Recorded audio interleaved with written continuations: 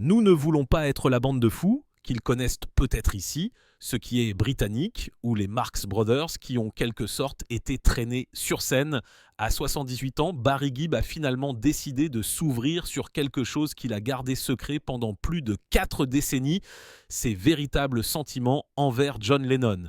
Bien que les deux hommes soient des légendes à part entière, peu de gens connaissent la véritable histoire de leur relation voilée. Des rumeurs persistent depuis des années concernant la jalousie, les regrets et même des rencontres secrètes entre les deux icônes. Jusqu'à présent, Barry refusait d'alimenter les spéculations, mais l'âge apporte l'honnêteté. Et ce qu'il a finalement choisi de révéler a stupéfié même ceux qui pensaient tout savoir de l'histoire de la musique. Sa confession n'est pas ce que les fans attendaient, elle est beaucoup plus personnelle et controversée. La vérité a choqué les fans et vous surprendra vous aussi. Le voyage de Barry Gibb vers le disco. À 78 ans, Barry Gibb est l'une des figures les plus marquantes de l'histoire de la musique, bénéficiant d'une carrière qui s'étend sur plus de 6 décennies. Remarquable!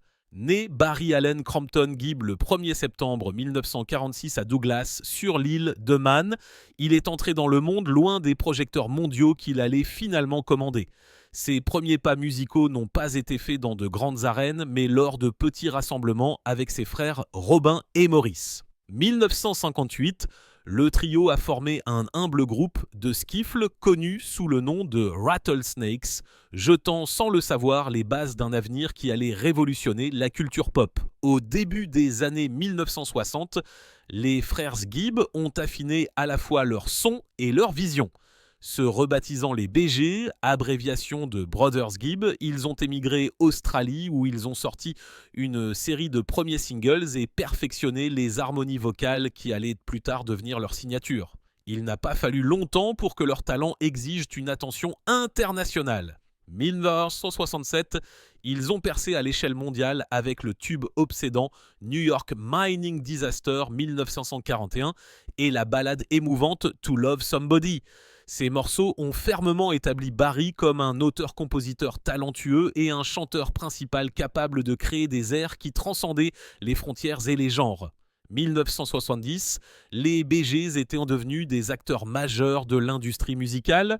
Cette année-là, ils ont sorti Lonely Days et How Can You Mend a Broken Heart. Ce dernier est devenu leur premier single américain numéro 1.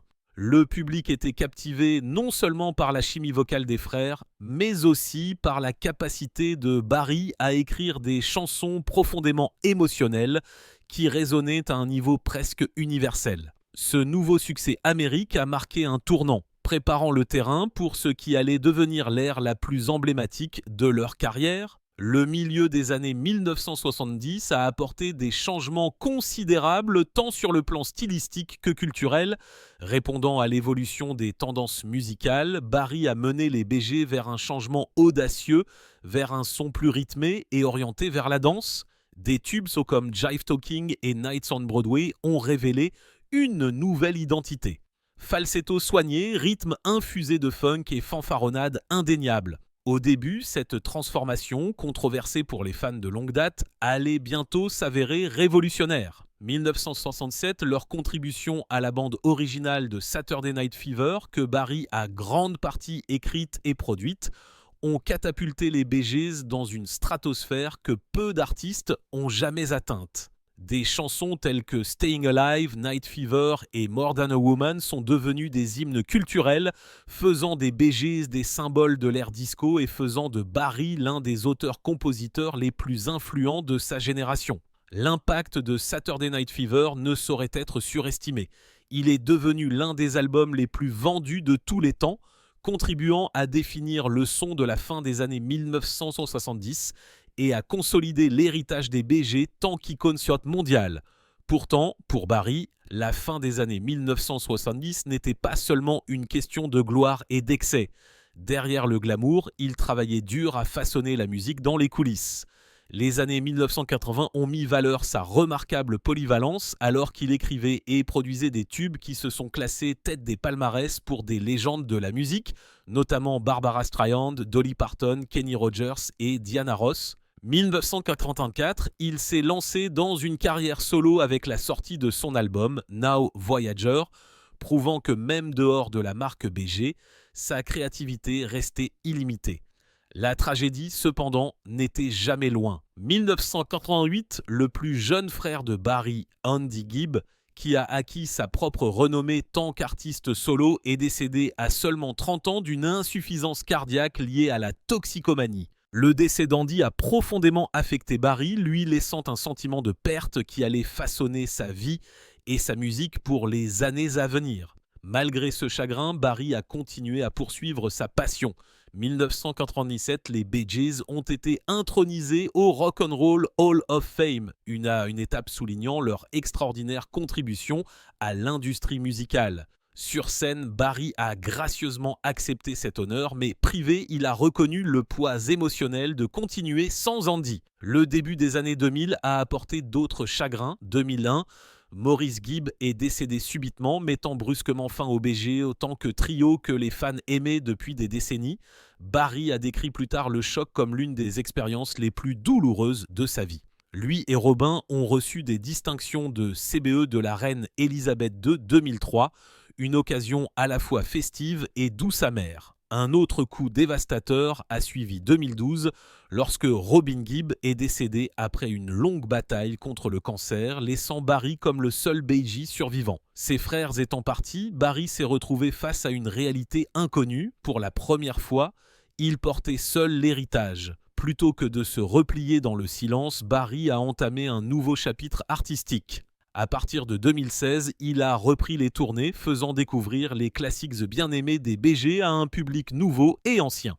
2016, il a sorti un autre album solo, In the Now, présentant du matériel qui reflétait la maturité, la persévérance et une réflexion sincère.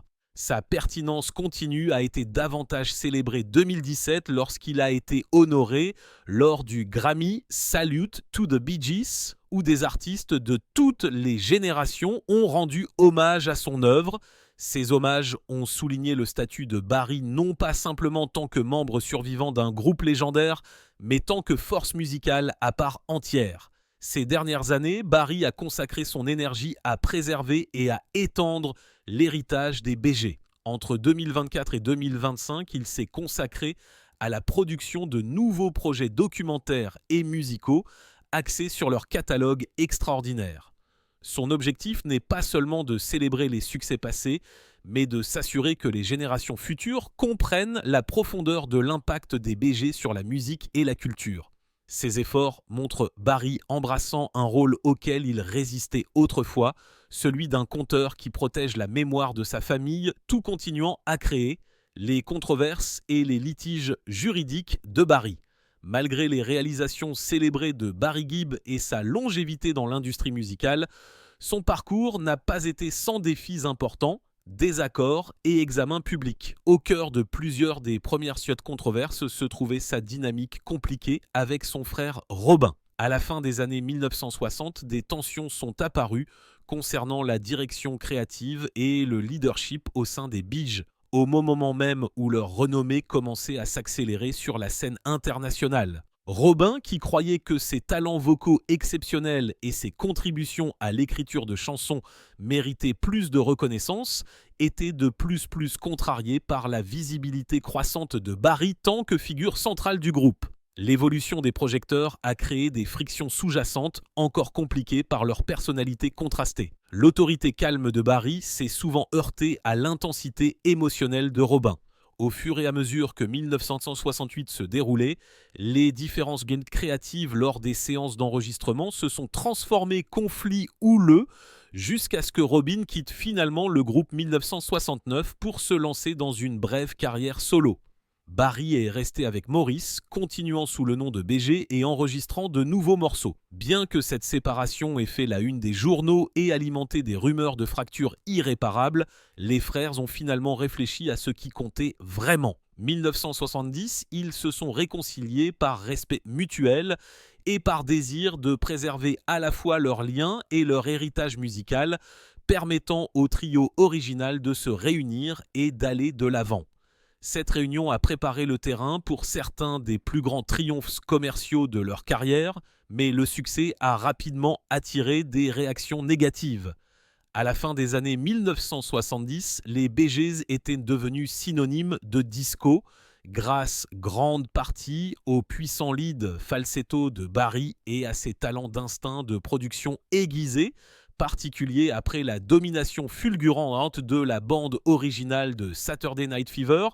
Leur rythme contagieux, leurs harmonies aiguës et leur image lisse ont fait l'un des groupes définissants de l'époque. Cependant, au fur et à mesure que la popularité du disco atteignait la saturation culturelle américaine, une réaction féroce a commencé à prendre forme.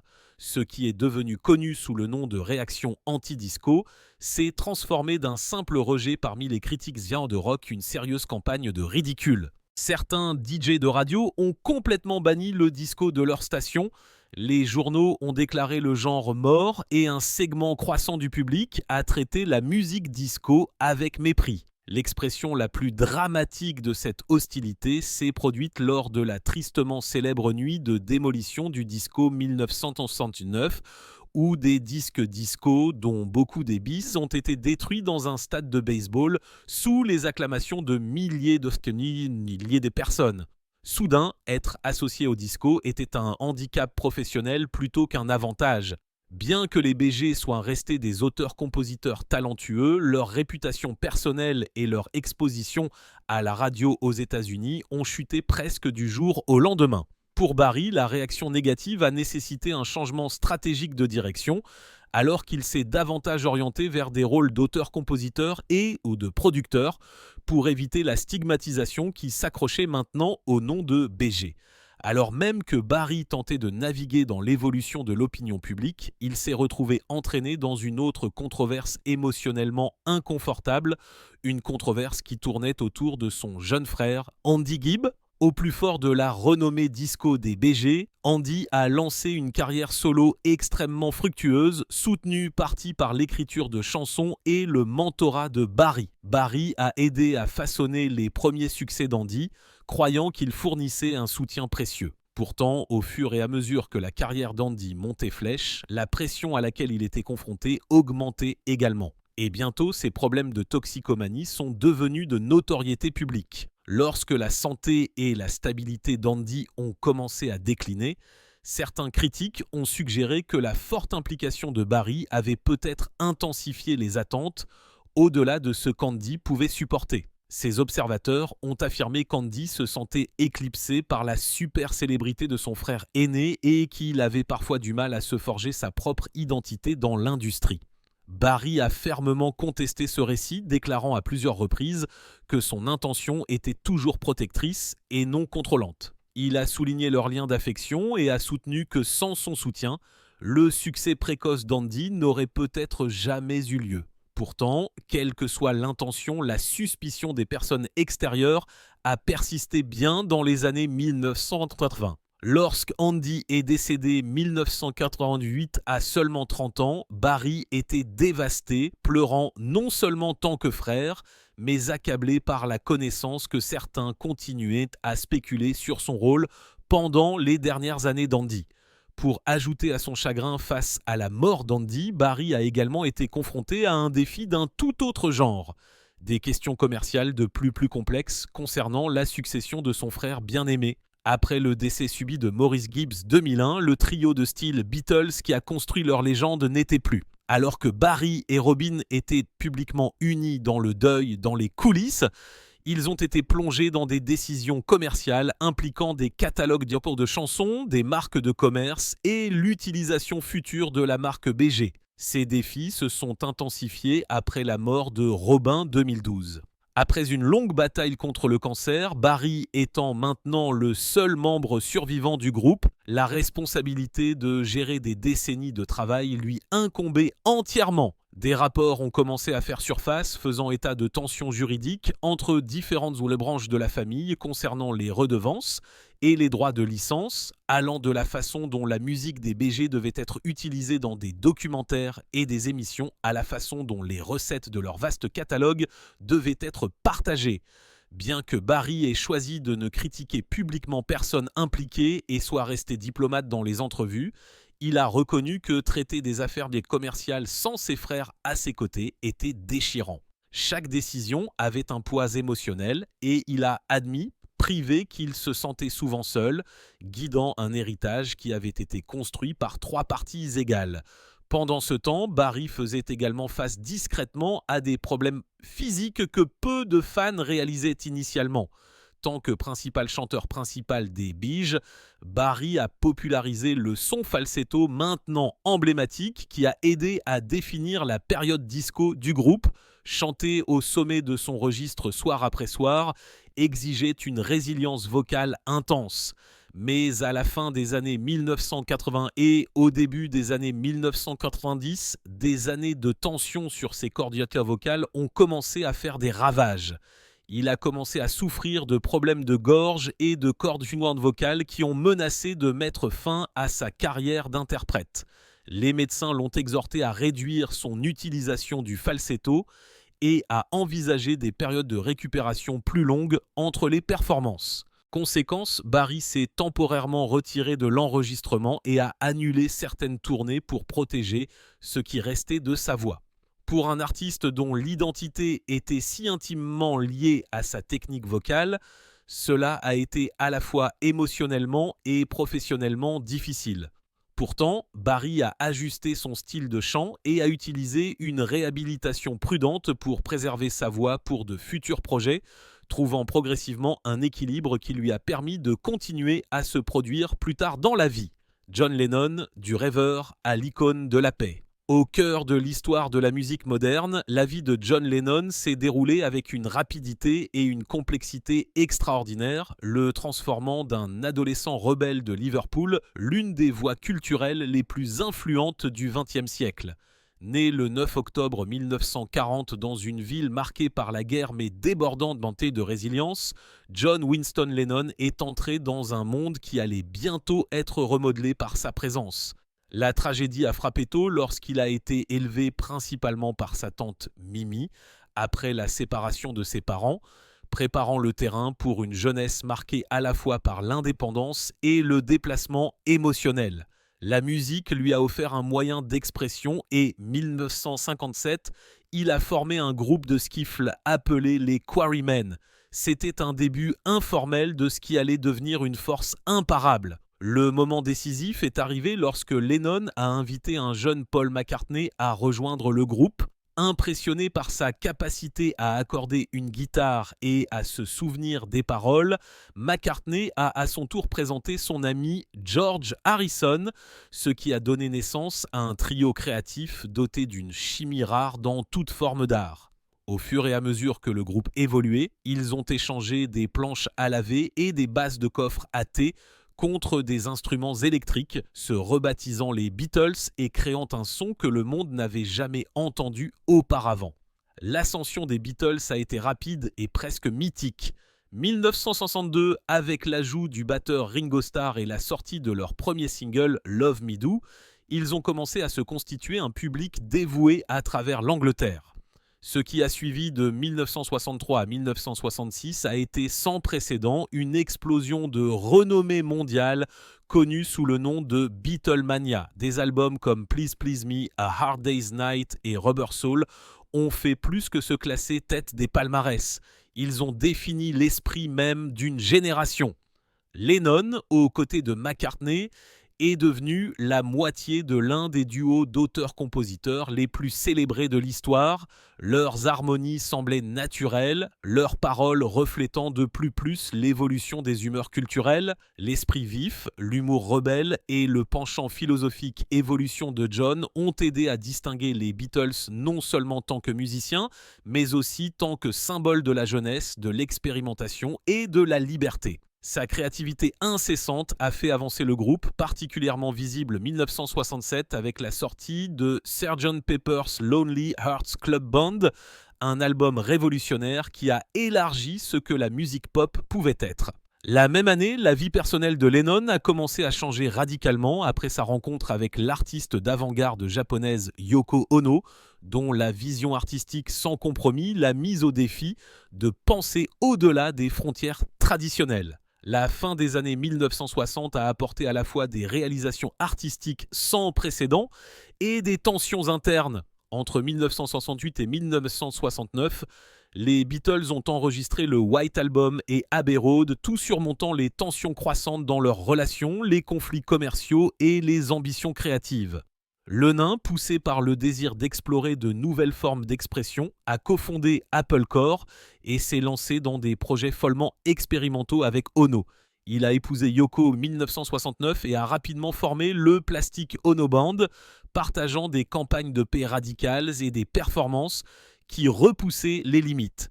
Simultanément, le rôle de Lennon au sein des Beatles est devenu plus compliqué. Sa nouvelle direction artistique, son activisme social franc et son partenariat émergent avec Yoko ont remis question la dynamique traditionnelle du groupe. 1970, les Beatles se sont officiellement séparés, marquant la fin d'une ère culturelle. La réponse de Lennon n'a pas été de se retirer, mais de dépouiller le mythe. Sa première sortie solo majeure, John Lennon Plastic Ono Band, est parue 1970 avec une écriture de chansons confessionnelles brutes qui exposait la douleur personnelle, les problèmes d'abandon et la désillusion. Pour les fans habitués au vernis des Beatles, la nudité émotionnelle de morceaux comme Mother et Working Class Hero était choquante mais indéniablement puissante. Se réinventant en tant qu'artiste solo, Lennon a bâti un nouvel héritage distinct des Beatles. 1961, il a sorti Imagine, qui présentait la chanson-titre qui allait devenir son hymne le plus durable, un plaidoyer utopique pour la paix et l'unité qui a profondément résonné auprès du public du monde entier. La même année, il a déménagé à New York, un endroit qui, selon lui offrait la liberté artistique et un plus grand anonymat. Là, Lennon s'est immergé dans la scène de la contre-culture, a participé à l'activisme anti-guerre et a continué à produire de la musique qui remettait question les systèmes sociopolitiques tout en brassant un espoir radical. Mais sa vie personnelle a été confrontée à des turbulences. De 1973 à 1975, le nom a enduré ce qu'il a appelé plus tard son week-end perdu, une période de séparation d'avec Yoko pendant laquelle il a vécu avec leur assistante May Pang. Malgré le chaos, il est resté productif, enregistrant des murs et des ponts, ce qui a donné naissance à des tubes comme Whatever Gets You Through the Night. La période a mis évidence le mélange complexe de vulnérabilité, de destructivité et de créativité implacable de Le Nain, reflétant un homme à la recherche de stabilité au milieu de la renommée mondiale et des conflits internes.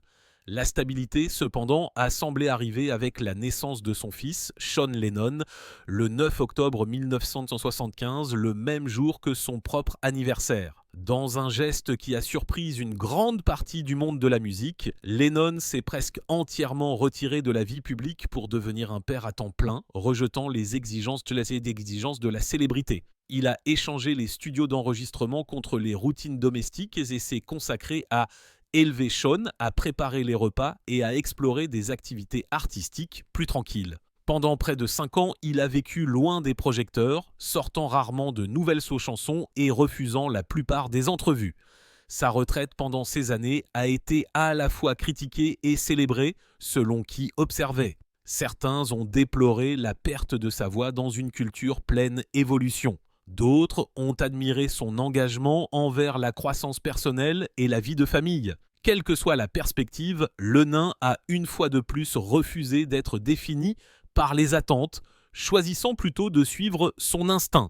1980, Le Nain a mis fin à sa pause pour revenir à la musique avec Double Fantasy, un album collaboratif avec Yoko Ono, qui relatait leur relation à travers des chansons alternances. Le projet était conçu comme une réintroduction à un Le Nain de mûr réfléchissant sur l'amour, la domesticité et la sagesse acquises au cours d'années de tumulte.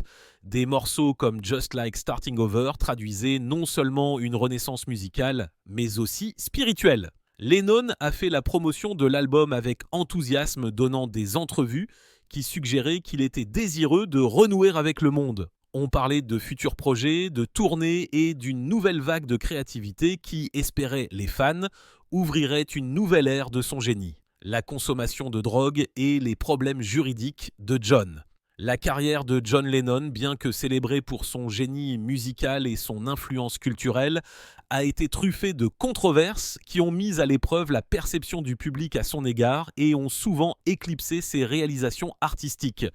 Parmi les incidents les plus anciens et les plus explosifs, il y a eu le commentaire de Lennon 1966, selon lequel les Beatles étaient maintenant plus populaires que Jésus. Prononcé lors d'une entrevue Angleterre, la remarque reflétait ses préoccupations concernant le déclin de l'influence religieuse et l'idolâtrie écrasante de la culture pop. Cependant, une fois que la citation a atteint les États-Unis, particulier la ceinture biblique conservatrice, elle a déclenché une tempête. Les stations de radio ont interdit les chansons des Beatles. Des foules colères ont organisé des bûchers de disques et des chefs religieux ont condamné le nain comme blasphémateur. Le nom a tenté de préciser qu'il n'attaquait pas le christianisme mais qu'il faisait une observation sociale. Pourtant, le mal était fait. La réaction a révélé le fossé croissant entre les opinions progressistes du groupe et les valeurs traditionnelles de certains publics, marquant la première confrontation idéologique majeure à laquelle le nain a été confronté sur la scène mondiale. Au fur et à mesure que les Beatles évoluaient artistiquement, l'expérimentation privée de le nain avec les drogues est devenue une autre source de controverse. Il a ouvertement discuté de sa forte consommation de LSD au milieu des années 1960 et a admis plus tard avoir consommé de l'héroïne pendant la période tumultueuse entourant la séparation du groupe. Son arrestation 1968 pour possession de cannabis a davantage terni son image publique, particulier dans un climat culturel encore aux prises avec l'évolution des attitudes à l'égard de la consommation de drogue. Les critiques l'ont accusé de donner un mauvais exemple aux jeunes fans, tandis que les partisans ont soutenu que son honnêteté l'humanisait. Le nom a refusé de cacher ou de s'excuser pour son expérimentation, affirmant qu'elle faisait partie intégrante de son processus créatif. Pourtant, l'arrestation a ajouté une autre couche de scandale à son personnage déjà complexe et a laissé présager les batailles juridiques plus graves auxquelles il serait confronté aux États-Unis dans les années 1970. Peut-être la controverse la plus persistante de la vie de le nain concernait sa relation avec l'artiste d'avant-garde japonaise Yoko Ono. Le couple s'est rencontré 1967 et s'est marié 1969, ce qui a suscité une spéculation généralisée selon laquelle Ono avait joué un rôle central dans la séparation des Beatles. Les fans et les médias la décrivaient souvent comme une force intrusive qui a attiré les nains hors du groupe et dans des activités artistiques bizarres.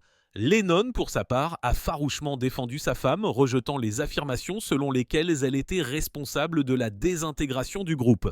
Il a soutenu que des tensions créatives s'étaient accumulées entre les membres du groupe bien avant l'arrivée d'Ono. Pourtant, leur projet commun, qui favorisait les formes abstraites à la musique rock traditionnelle, ont dérouté et aliéné de nombreuses personnes qui aspiraient au style antérieur de le nain. Les albums collaboratifs et les performances publiques du couple ont été accueillis avec ridicule dans la presse, renforçant l'idée que le nain s'était volontairement éloigné du succès commercial et de la camaraderie de ses années Beatles. L'un des épisodes les plus moqués de l'activisme de le nain et Ono s'est produit 1969 avec leur Bed-In pour la paix.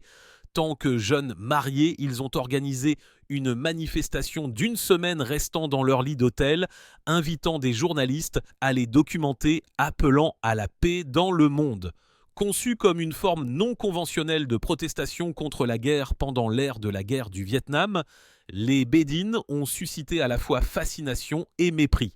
Certains ont loué le nain pour avoir utilisé sa plateforme de célébrité pour promouvoir la paix, tandis que d'autres ont qualifié les événements de cascades publicitaires auto-indulgentes. La vue de deux artistes riches et célèbres se prélassant pyjama blanc, tout prêchant la non-violence, a conduit un torrent de blagues et de satires dans les journaux et à la télévision. Malgré les critiques, le nain a insisté sur le fait que des méthodes non conventionnelles étaient nécessaires pour que les gens parlent de paix. Pourtant, pour beaucoup, les Bed-In ont confirmé une perception croissante que le nain s'était détaché de la réalité quotidienne. L'activisme politique franc de Lennon a rapidement attiré l'attention de personnalités puissantes au sein du gouvernement américain. Après avoir déménagé à New York en 1971, Lennon s'est profondément impliqué dans les mouvements anti-guerre et radicaux de gauche, participant à des rassemblements et soutenant des militants controversés.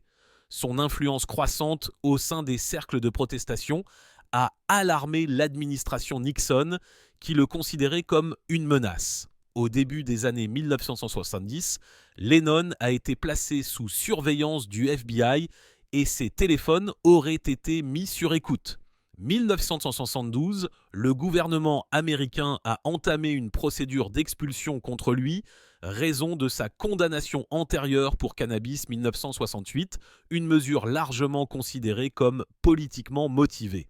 Lennon a mené une longue bataille juridique très médiatisée pour rester aux États-Unis, présentant l'affaire comme un test de la liberté artistique et de l'expression politique. Le stress de la surveillance et de l'incertitude pesait lourdement sur lui. Lennon a finalement obtenu le droit de rester Amérique 1966. Mais ce n'est que des décennies plus tard, lorsque les dossiers du FBI ont été publiés, que l'étendue complète de la surveillance gouvernementale a été rendue publique. Ces révélations ont confirmé les craintes de Lennon d'avoir été ciblé pour son activisme. Barry Gibb réfléchit sur John Lennon. Barry Gibb s'y est depuis longtemps une figure imposante et gracieuse de l'histoire de la musique populaire. Aujourd'hui, âgé de 78 ans, il a offert quelque chose de curieux et de profondément personnel, une confession au sujet de John Lennon. À première vue, cela semble sensationnel. Quel secret Barry Gibb aurait-il pu garder sur l'une des icônes culturelles les plus célèbres de tous les temps ? Pourtant, lorsqu'on l'examine de plus près, sa révélation n'est pas scandaleuse, mais étonnamment tendre. Elle ne parle pas de trahison ou d'alliance cachée, mais de respect, d'humilité et de l'impact durable d'une rencontre inoubliable. Selon Barry lui-même, l'histoire commence 1967 dans les arrière-salles sombres de la scène musicale londonienne. Comme il le rappelle, il a rencontré John Lennon au Speak Easy Club présenté par Pete Townshend. Barry se souvient que Lennon a simplement dit « Ravi de vous rencontrer » avant de reprendre la conversation dans laquelle il était profondément engagé. Barry rit lorsqu'il décrit le moment. « J'ai rencontré John Lennon de dos », plaisante-t-il, alors que Lennon continuait sa discussion approfondie. C'était bref, décontracté, fondé sur une reconnaissance mutuelle plutôt que sur la célébrité. Pourtant, Barry dit que cela lui est resté, non pas parce que c'était dramatique, mais parce que c'était humain. Barry réfléchit à la façon dont la chaleur accessible de Lennon a résonné lui, particulier au milieu du monde, à haute pression de la renommée. Il a décrit plus tard comment les mots de Lennon, calmes, sans prétention, sans garde, offraient plus de réconfort que des éclairs de flamboyance, ne pourraient jamais le faire. Cette affirmation tranquille, confesse Barry, l'a aidé à croire qu'il pouvait se tenir debout aux côtés de Lennon, non pas comme un égal dans la super célébrité, mais comme un camarade artisan de la mélodie. Elle a articulé un seul souffle, ce que la renommée néglige souvent, le simple pouvoir d'être vu et reconnu. Il admet que pendant des années, par respect, il a gardé le souvenir privé. Lennon, explique Barry, était une figure publique commandée par l'héritage. Faire ressortir un lien aussi personnel pourrait facilement passer pour de l'autopréservation. Il ne voulait pas avoir l'impression qu'il utilisait le nom de Lennon pour élever le sien. Il est donc resté silencieux jusqu'à présent. À 78 ans, il estime qu'il a enfin le droit de partager sans les implications de l'ambition. C'est une confession enracinée non pas dans l'ego, mais dans la camaraderie. Ce qui transforme cela d'un souvenir touchant quelque chose de vraiment résonnant, c'est la réflexion de Barry sur ce que cela dit sur les deux hommes. Lennon, suggère-t-il, était plus qu'une légende. Il était un miroir. Amical, réceptif, même dans une pièce remplie d'icônes, Lennon a fait une pause pour l'accueillir. Ce moment a appris à Barry quelque chose sur la vraie valeur de la renommée, la générosité, l'humilité et la présence. Pour Barry, porter cette compréhension à travers les décennies a façonné sa façon de se produire, sa façon d'écrire et sa façon de se souvenir de son propre parcours. La confession a également un poids émotionnel, car elle est arrivée dans un moment de profonde introspection personnelle. Près d'une décennie après être devenu le dernier BG survivant, Barry a lutté contre le deuil, l'héritage et l'identité de faire avancer les choses. Il a dû trouver un équilibre entre le passé qu'il a partagé avec ses frères et un avenir qu'il doit maintenant définir seul. Partageant son souvenir de Lenain, il récupère un moment qui était bon, quelque chose d'encourageant dans un monde de plus défini par la perte. C'est un geste doux contre une vie de triomphes et de tragédies publiques.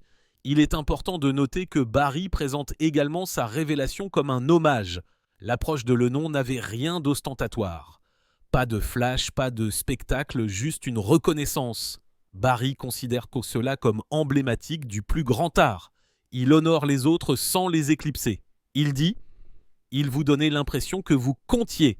Et ce sentiment a contribué à façonner la façon dont Barry a construit sa propre scène. Maintenant, nous racontant ce qui s'est passé, il transmet ce cadeau.